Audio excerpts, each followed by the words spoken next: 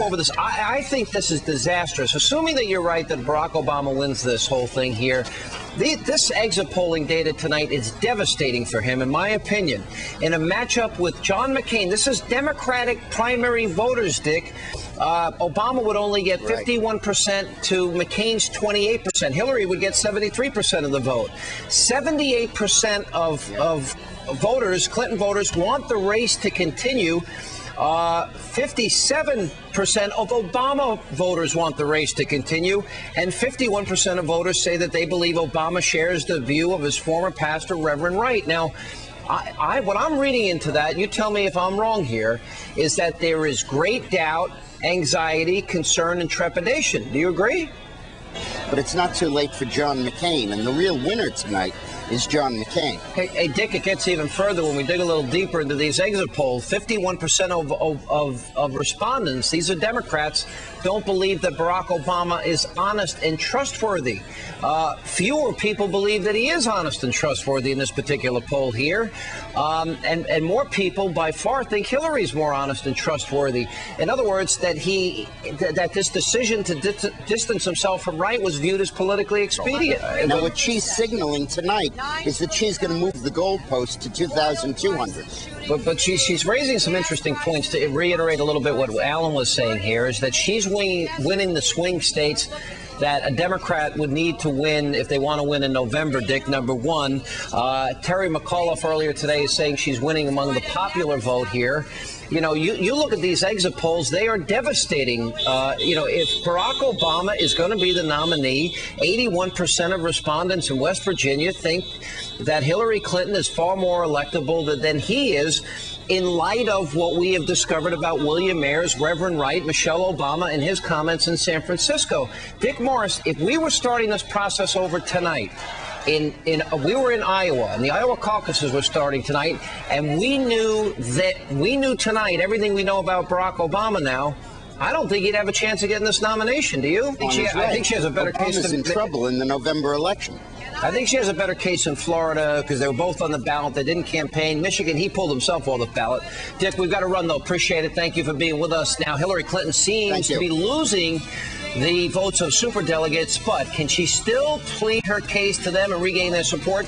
We'll check in. Clinton supporter Lanny Davis is here with insight as to what the senator plans to do from here and much more coming up. So what is the Clinton camp's plan to win back some of these votes? Joining us now, Clinton supporter Lanny Davis. Lanny, I got to tell you something. Barack Obama, if he makes it, is going to barely crawl across the finish line. I think these exit polls for him tonight are absolutely devastating. 63% do not believe he's honest and trustworthy. 51% of voters say they believe he shares a lot of the views of his pastor, Reverend Wright here. If he has a matchup against Senator McCain, he only beats Senator McCain among Democratic primary voters, 51 to 28%. I would assume that your camp, the Clinton camp, is going to be using this data to make an appeal to superdelegates. Nature magazine, new study out predicting global cooling for the next 15 to 20 years. Senator McCain basically said there's no debating that man-made climate change is a fact. Here's where we are, Senator, and I'm reading conservative mail every day. And conservatives, they're upset that he criticized North Carolina Republicans over the ad that mentioned Jeremiah Wright. They're upset that he went back to the issue of comprehensive immigration reform. They feel like this, rather than taking the mantle of becoming the party of energy independence, coal mining, expansion, nuclear facilities built in the United States, he's against drilling at Anwar. They feel like, he's attacking big business. He's attacking industry. He sounds like Hillary Clinton and Barack Obama. The conservatives are angry, Senator, at these three recent incidences. Do they have reason to be suspicious? Oil available today. We're not building nuclear facilities. We haven't built a refinery in 35 years. We can't expand coal mining. We can't drill off the coast of Florida or California. I got to tell you, if the Republicans don't become the party of energy independence, and that's the way to go about it, not believing this false science, I think they're making a mistake. But, Senator, we love having you. Thank you for being with us, my friend. Regardless of their position on it. One of McCain's chief advisors had to resign, too. Hello, because Steve. Good to see you. Welcome aboard. Good to see you, We'll get to you in a minute. I want to go to Kellyanne. I want to get to this issue. issue. He has said he'd meet with the leaders like Ahmadinejad, the Holocaust denier who wants to wipe Israel off the map, defying the world community, seeking nuclear weapons. What could one possibly say? Here are the pictures. Here's the evidence of the Holocaust. Where do you begin discussions without preconditions on top of a willingness to potentially invade an ally? Seems to me the that question came up tonight, Steve, as it relates to the right experience.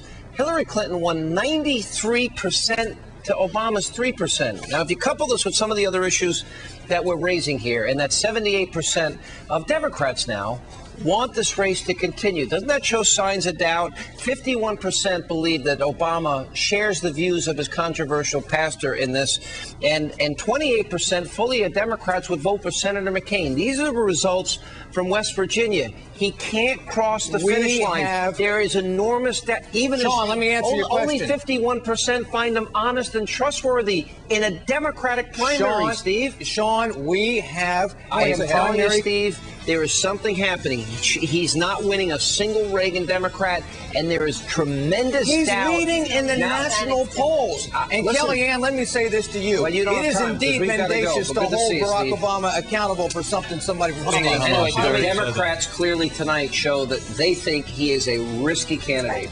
But thank you both for being with us. Now, Clinton wins West Virginia, but many are looking at this fairly discerningly, and Barack Obama's probably going to get this nomination. But if I'm Hillary Clinton, I'm going to make the case for the popular vote, as Terry McAuliffe was making earlier today. I'm going to look at these exit polls and say people have doubts. They don't trust him. He's not honest. This right issue has devastated his campaign. Can she appeal to those superdelegates? I think she can. But I would argue, wasn't it because they abandoned their principles? They were spending like the Democrats. They didn't control the borders. They got control of Congress in 1994. 12 years later, people said nothing's changed. Yeah, that's true. To a lot of Democrats, things have gotten worse. The war in Iraq is seemingly out of control. The war on terror is an open question, and the economy's in shambles. That's what people say. But if 51% of voters in West Virginia tonight think that Barack Obama shares the views of Pastor Wright, now hang on. If 51% of Democratic voters don't think he's honest and trustworthy, I mean, this is tremendous. I wrote an article in the Wall Street Journal yesterday saying he had to address the values issue. He has to